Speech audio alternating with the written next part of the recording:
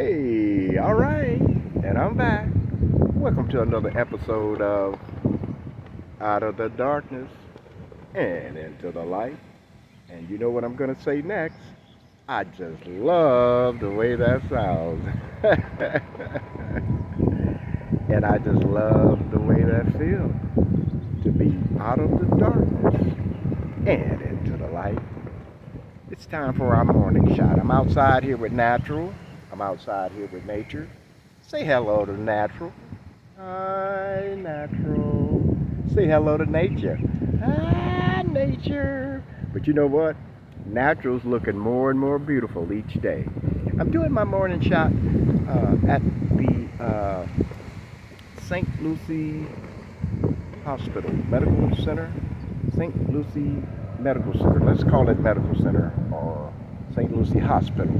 I'm here visiting a friend who had surgery, and so I'm visiting him for the second time. And I initially came out with him on the initial inpatient process. He had to have emergency surgery. Man, that's something to have emergency surgery. But he's doing fine, he's doing great. And so one of the things I wanted to say was getting wet. In my morning shot of getting wet. One of the things that I would like to say is that the two quotes that I like to give, is never let a stumble in the road be the end of your journey, because we all have obstacles and they're easy to overcome. It's like a detour, there's an alternative route, or it could be like a brush in the road. I just picked up a tree. It's Superman. No, it wasn't a big old tree, but it was sufficient in size. And so it was blocking the sidewalk. Apparently the wind blew it down. So, it couldn't have been, wind do blow down trees, but this was a small tree. It was like a seedling tree, almost the size of that little palm tree. And it was blocking the sidewalk. And so I was thinking, well, they need to come and move this tree because it's blocking the sidewalk. Well, actually, the hospital staff and whoever takes care of the grounds probably haven't noticed that tree. So instead of me allowing that tree to block the sidewalk, I took it upon myself to move the tree from blocking the sidewalk.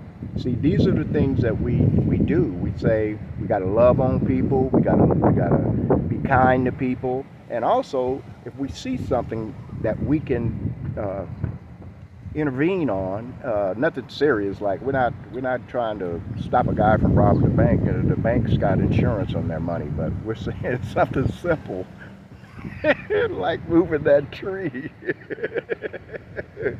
Superman.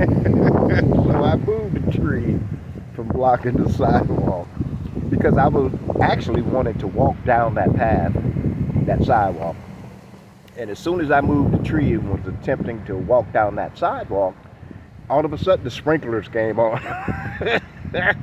Stumbled in the road, but it didn't stop me from reaching the end of my journey. See, you never reach the end of your journey until you get to your destination. The journey is just a road trip. The destination is the goal.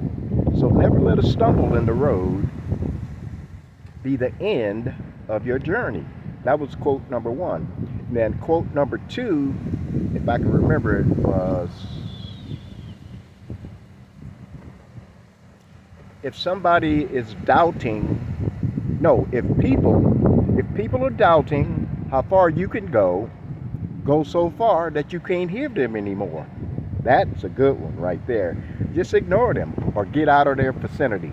Get out of that total environment, because what's happening is they're doing toxic rule number, I think it's number 5, the jealous.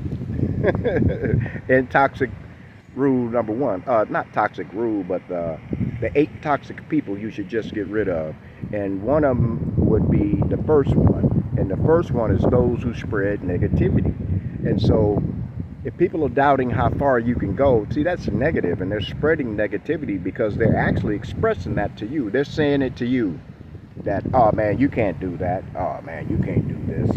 Okay, you're at your limit. No, if people are doubting how far you can go, then you go so far you can't hear them no more. Doesn't that sound like a great solution to all that negativity and the people that are jealous and those who don't care? I mean, the list goes on and on and on and on. But we're not going to harp on that. We just want to make mention of that and keep that in mind every day. I have it on my wall in my virtual studio. I have it on the wall so I can look at them. And I have the 7 Rules of Life and the 8 Toxic People You Should Just Get Rid of. I have that posted on my door. But get rid of them up here first. See, if you can get rid of them up here, then the problem's solved. You've got rid of them up here. You know what you're willing to deal with, and you know what you're not willing to deal with. And so if you could just get rid of them up here and don't allow their stinking thinking to stink up your environment. Pepe Le Pew, Le Pew. So you don't let the stinking thinking get into your environment. And so you just let those people go. You let them go. You let them go. If finally you can't get rid of them up here, you let them go. And that's basically the bottom line. And so we don't want to harp on this too long. But like I said, I'm here at the hospital waiting to visit my friend. And if you know somebody that's in the hospital, or you know somebody that's in a nursing home or a convalescent home, go visit them. Go visit them. That's a part of healing too.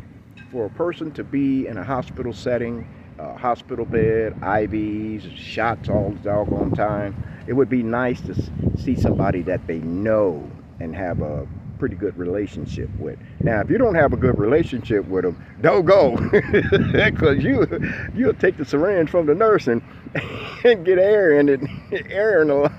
You ain't gonna do that. I know you're not gonna do that.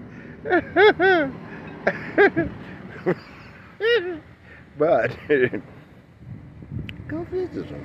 Go visit them. You would want the same for yourself. If you were in a hospital situation and you're in a room and you're just isolated from everybody that you know, and it's good to see a familiar face. And that's a part of the healing process as well. That's a part of the healing process. And no matter what pain a person could be going through, you don't know the impact that your visit would bring to that person. So I advise you, if you know somebody that's in the hospital and they're going to be there for a significant amount of days, like my friend is, and my brother, he's my friend and my brother. He's my friend and my brother. He's my brother. Not by blood, but by commitment. By him being the type of person that, if I had a brother, the heart and the continence that this person had, I would be proud of him as my brother. And I'm older than him, so he would be my little brother. Hey, baby brother, how you doing, baby brother? But anyway, go visit somebody today. Go visit them this weekend. Just go visit them. You don't have to stay all day. I stay all day and all night. I stay all day and all night, and I make sure that we can communicate his wants or desires from the nursing staff. And the most important thing is that when you're recovering from surgery, is to be as comfortable as possible and pain-free as possible. They call it pain management. And one of the jobs of a nurse or a registered nurse or a doctor is to administer pain management.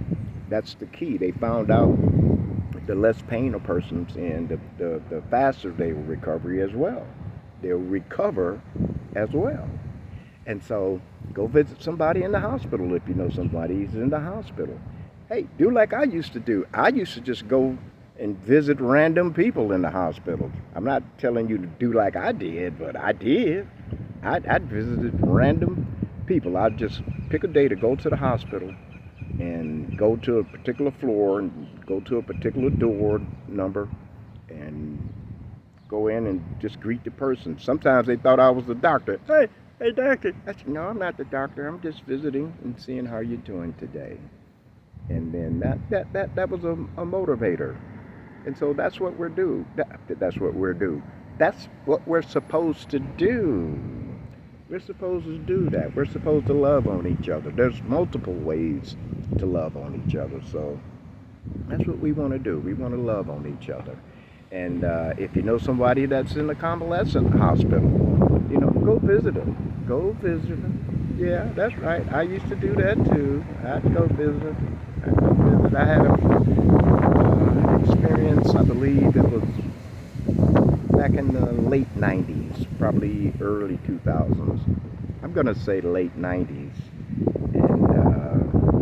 And my wife was the unit secretary at this one particular hospital. And there was a young man who was brought into emergency, and he had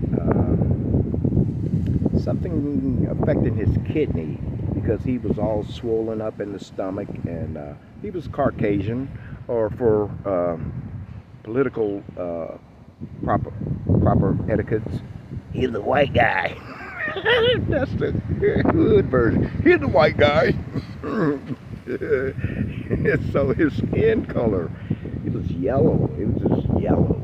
I mean, almost looking like your president. Pretty much orange. His stomach was all swollen, and he had his feet inside of a tent. Some looked like each foot was in like this little box or a tent. It was like a box. And so she asked me would I come and well, first of all, she asked me could I just pray for this kid over the phone. And so we got together and we came in unity about the prayer. And then I asked her, I said, so how's he doing? And she said, well, he's recovering well, but and this took place like a week later. And I'm asking her how's he doing, and she said he's recovering well, but he's over at the convalescent hospital across the street from the hospital. Kevin, that was his name, Kevin. So I said, oh, well, I'm gonna go visit him and see how he's doing and maybe pray with him or something to that effect. And so I go to the convalescent hospital and I tell him I'm here to see Kevin. And so he told me what room he was in, and I go to see him, and he's sitting there, and his parents is visiting him, his mother and his father. And I introduced myself, and then I introduced myself to Kevin. And so I said, Kevin, how are you doing today?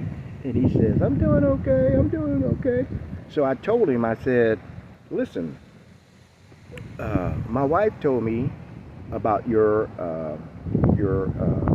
being brought into the hospital and your situation, and you're improving, and so they brought you over here. I said, I just wanted to come over here in person and pray with you. I said, do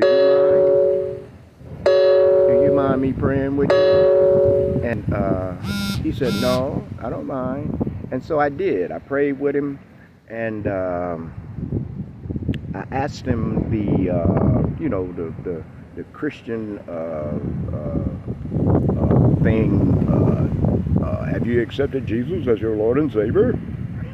Like I'm just an angel of life. Have you accepted Jesus as your personal Lord and Savior? He said, no. I said, but have you ever went to church? He said, no. I said, well, I see you have a Bible there on your nightstand. He says, yeah, they gave it to me to read. I said, okay. I said, well, do me a favor. Why don't you say this prayer with me? And so I went through the process of going through the so-called sinner's prayer. Da, da, da. So he accepted Jesus into his heart. He didn't accept him there.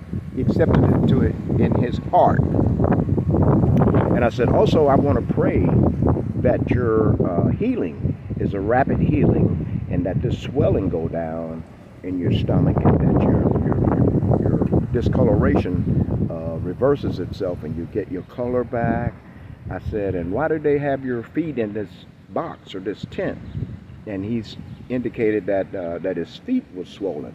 So I told him, I said, would it be okay if I just place my hands on your stomach and sent some healing energy, light down there? Because wherever there's darkness, light must flee.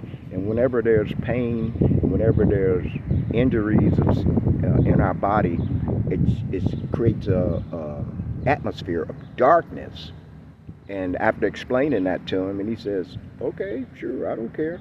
And so I placed both my hands on his stomach, left side, right side, and I spoke to his liver. That's right. I spoke to his liver.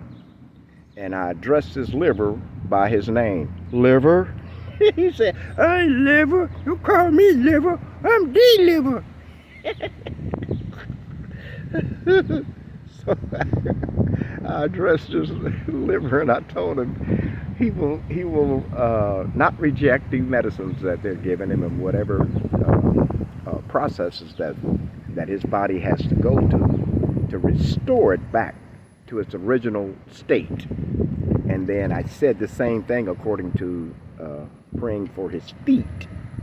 And so I left, and I came back 2 days later, and lo and behold, swelling had went down in his stomach, and his color was starting to come back to his face, his body. And they took the tent off of his feet because his feet was no longer swollen. And so now I'm talking with him and just having a great conversation with him. And then, of course, his parents was there as well. And they were just thanking me for praying for him. And, you know, and I couldn't take credit for it. I'm just, you know, doing something that's practical. You know, that's practical. That's, what do you call it? Not horticultural, because that would be dealing with plants. But natural, just doing something natural, nature, just knowing how to channel frequencies. You know, we know how to channel frequencies, and so just like the cell phone and the internet, that's a frequency, and we know how to channel it. We type in YouTube, and that's how you channel YouTube, and we type in whatever. You call a person's number, and that's how you channel or tap into that frequency. So anyway, I'm talking to Kevin, and I was showing him some different scriptures on healing that were in the Bible, and he says, I didn't know that was there. I said, yeah. So you say these too, and you speak to your body and say that I am healed. And so I leave and I come back because I was taking care of the household. She was working, and I was off during the day. I worked at night, and so I had to go pick the kids up from school and what have you. But anyway, so I come back the next day, and they took him out of this one room and put him in another room. And in the other room, he's sitting up in a wheelchair, no swelling of the feet, color back, and of course his parents was there, and they were, you know, trying to give me credit and praise for praying for him. And I explained to him I was just a vessel, conduit, like a battery. A battery has energy, and when you connect those batteries to a particular apparatus, then the energy from the battery is taken from the battery and putting energy in the apparatus. You understand what I'm saying? So anyway, I go back home, and then the next day, I go to visit Kevin and just see what his progress was. And I go to the room, and the room is empty. So I go to the front desk, and I asked him, I said, hey, I'm here to see Kevin, and I know you guys took him from the one room, and then you put him in the other room. I said, what other room have you put him in? They said, no, we released him. He's totally healed. We released him. I said, oh, wow, that's great. So I told my wife that they had released Kevin, and, you know, we celebrated and gave all praises to the Most High for healing that young man. But I believe all that process was pertinent to him receiving his healing, instead of just letting him lay there and just think about his condition and feeling sorry for himself for whatever reason. And the point I was trying to bring with this message was the difference it makes if you go and visit somebody in the hospital. You don't necessarily have to pray for them, and definitely don't go there and start preaching to them. Look at the squirrel. He coming to say hi. Hey, buddy. Hey, buddy. Hey, buddy. Look, look, look.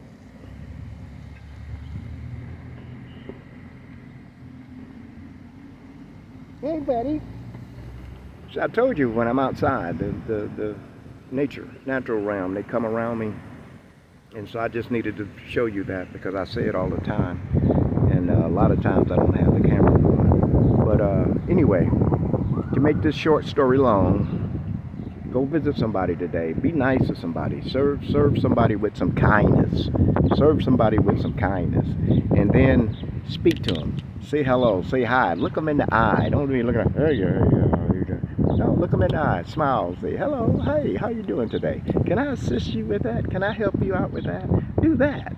Do that. That is such a great feeling for you. Not only is it a great feeling for the people, but it's a great feeling for you. And so I'll be signing off, and I'll be coming back a little bit later, because I want to do, there's another location here at the hospital that's beautiful for doing my other episodes, Out of Darkness and Into the Light, where we'll continue to talk about the difference between the brain and the mind. And we'll go over the 7 rules of life and the 8 toxic people you should just get rid of. This has been another episode of Out of the Darkness and Into the Light. And you know what I'm going to say next? Nope, not going to say that. Nope, not going to say that. Yep, you got it. You got it. I just love the way that sounds. I just love the way that sounds. I just love the way that sounds. I just love the way that sounds. The gospel verse. I just love the way that sounds.